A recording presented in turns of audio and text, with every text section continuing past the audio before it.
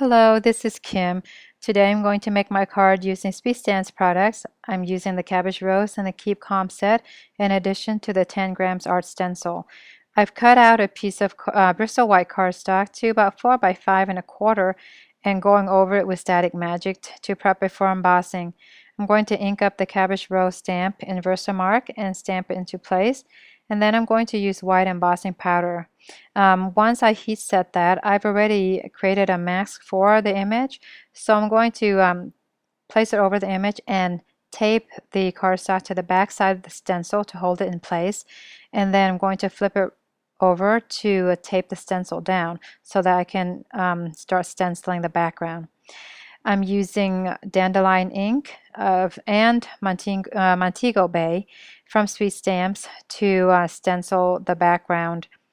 I'm doing it in a stripe pattern. Once I'm done with that, I'm going to go over it again with the Dandelion ink so that I can create a shade of green over where the blue is.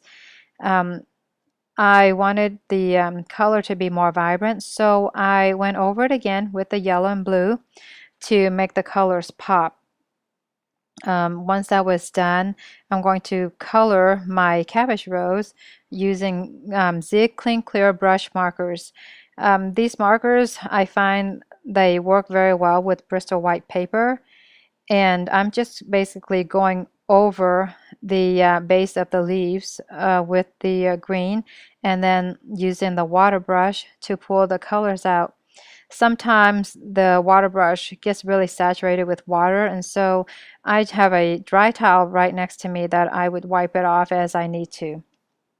The petals for the Cabbage Rose, I am using number 22 Carmine Red. By the way, the green is 46 Mid Green.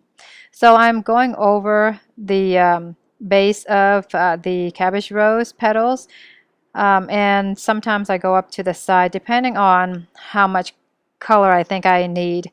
That's how I work it. There's just no right or wrong way for me to do it. I just felt adding more color to where I needed it, and then just using the water brush again to pull the color out to add some shading.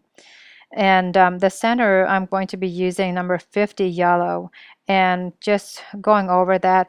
I didn't really shade that as much because I felt like I wanted a more vibrant yellow color in the center of the Cabbage Rose.